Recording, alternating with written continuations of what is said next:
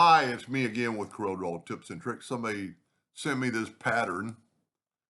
Now, mine is a little bit different. This one looks a little stretched, but that just could be because the person might have stretched it. And now they look more like cubes like mine does. They might have a little bit more spacing between the two. So we're going to make this. I made it white just like his copy. I'm going to take a polygon tool, set on six-sided, and then I'm going to take a 2-point line. This is how I make cubes, and I've done this a lot. This is quite a bit different, so I'm going to go from the center outwardly to the center outward or inwardly and just make that cube. Now, this thing is only 2 inches, so I'm going to set my nudge factor on 3. I'm going to use something other than, no, I'm not going to use red. I'm going to use blue. And I'm going to fill that in and nudge it over, fill that in, nudge it over. And so what I did is I made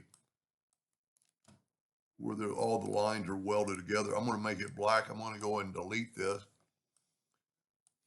Well, so I'm going to go ahead and see they're all one square now. So I'm going to go to Object and group that together. So that way when I contour it, it'll contour all of them. I'm going to go 0.1 with red.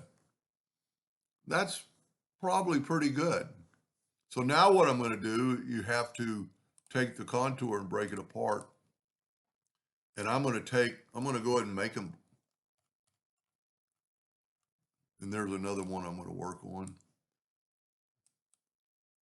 I'm going to take that and nudge it over. Smart fill that, nudge it over and nudge it over. But I want that black box. So I'm going to nudge it over and I'm going to get rid of this. Now I'm going to group this together and I'm going to make it 3 inches. It's 3 inches across. So I'm going to go and make my nudge factor 3 inches and I'm going to hit the plus key. And so what I'm doing, I'm making them equally spaced apart. Now we could actually use math, and let's do this. I haven't used math in a while. Well, you know what? I'm going to do it after I make the first one because the first one I've got to, well, I could still do it. You know what? Let's do it. Let's use math. So I'm going to take a guideline and I'm going to go right there and I'm going to go right here. And that distance is what we need to nudge. And I'm going to use my parallel dimension. I'm going to start right there. You know what? I'm not exactly where I need to be. It needs to be on that X. So I'm going to measure from right there with and this would be a good tool for that macro that Eskimo has to measure between guidelines. So we are 2.6 inches.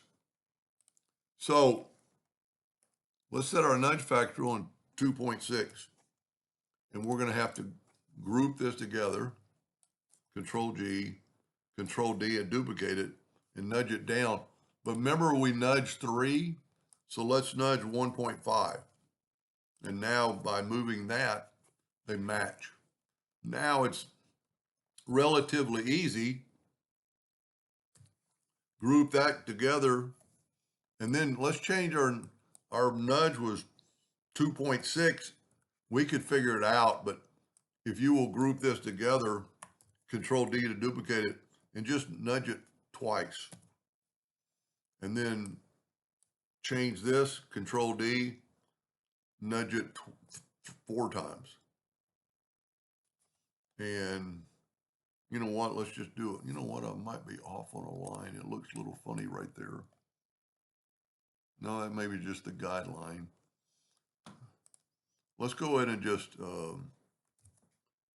because that's a group, let's just nudge it again. And if you go too far, like right there, you can go back. Now, let's get rid of our guidelines. We can just turn them off. We've got to go to Object, Group, and Ungroup All. And I'm going to open up the Docker Find and Replace. But before I do that, I'm going to grab that black line. And you can see right here, I've got the black line selected. I'm going to go to edit, find and replace. I could actually just tell it to get rid of the outlines, but this will get rid of all of them. Select, find all, and then hit delete. So there you have our item. And Control G to group it. We're going to go ahead and hit P, put it in the center of the page. I'm going to bring in a black box, turn it black, object, order, backup page. And I'm going to go ahead and turn them all white so I can slip it here and I can just left click white. And there's our deal. Now to cut these other lines, while that's selected, I'm going to hold down the shift key and hit my rectangle tool. Now it's in red. I'm going to make it white so we can see it better. And you can't really move this box one unless you see there, you get the 4-sided. If you get right there, you get the 2-sided arrow. And it's going to be a little bit tricky because it's going to try to snap to it. Now that one just happened to be perfect. Now I'm pretty sure that our items are a group.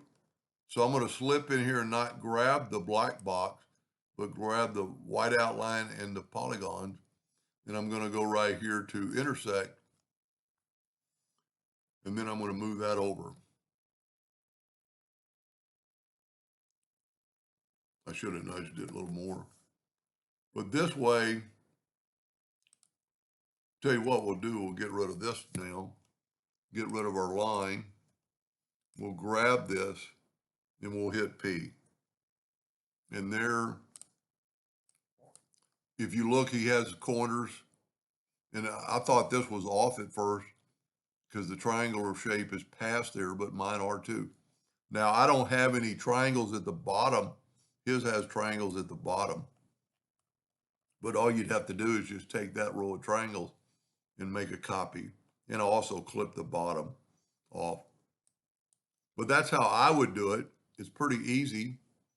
And he's got me one more little scenario that's kind of the same thing.